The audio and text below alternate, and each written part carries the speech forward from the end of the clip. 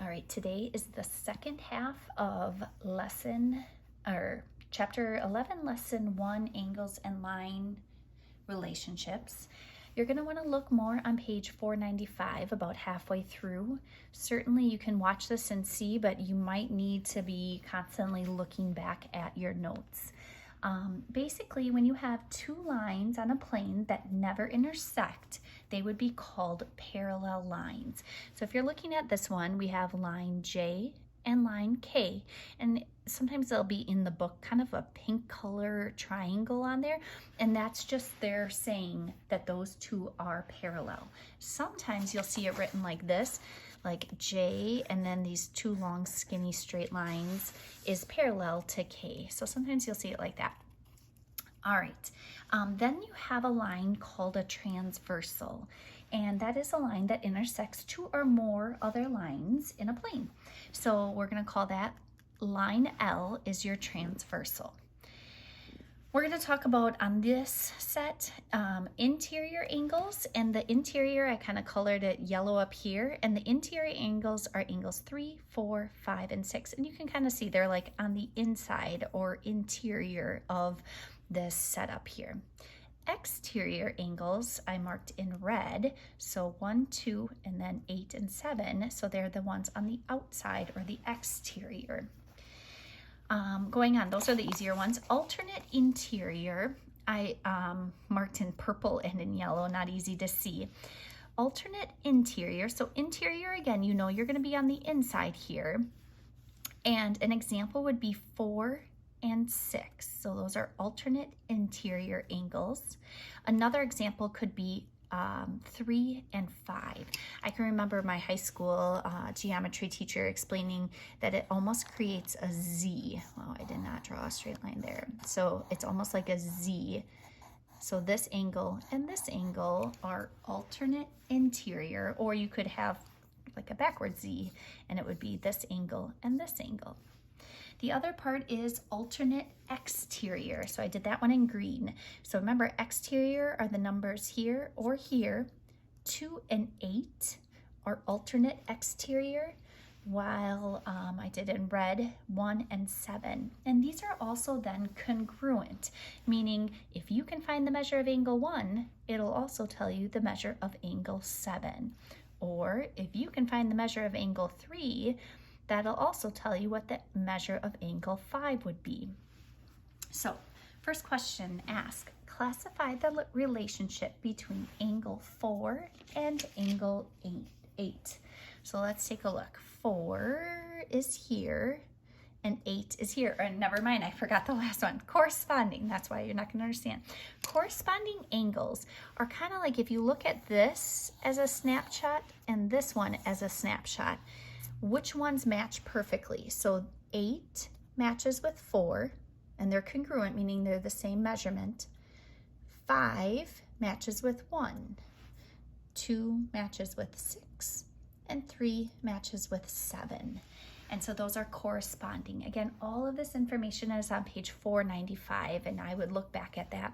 So now that you kind of know what this answer is going to be, classify the relationship between angle 4 and angle 8. We would say that angle 4 and angle 8 are corresponding. 2 R's, yeah, corresponding. So they are congruent. Congruent means that they are the same measurement, whatever that happens to be. The next question, then I'm going to try to slide it up a little bit. If the measure of angle 7, and we can look at either one, they're the same.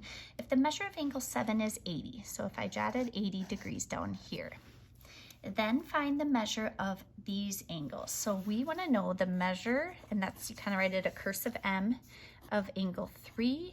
What does that equal? The measure of angle 1. What does that equal? And the measure of angle 2. And what does that one equal? So again, let's jump back up here. I want to know 3. Well, if I know that 7 is 80, a corresponding angle of 3 would also mean it's 80. I'm going to write down 80 degrees. The measure of angle 1, well, I might jot down here now that this is 80, And remember, these are vertical. And if they're vertical, means they're the same measurement. So this is 80. And then some rules from yesterday. Remember, if this creates a straight line and two angles added together should equal 180. So I know that 80 plus something should give me 180. So the measure of angle 2 would be 100. So I'm going to jump over here, 100 degrees, and this one was 80 degrees. Whoops, you didn't even see that. All right, not quite done. Sorry guys, this is a little longer. All right, next part.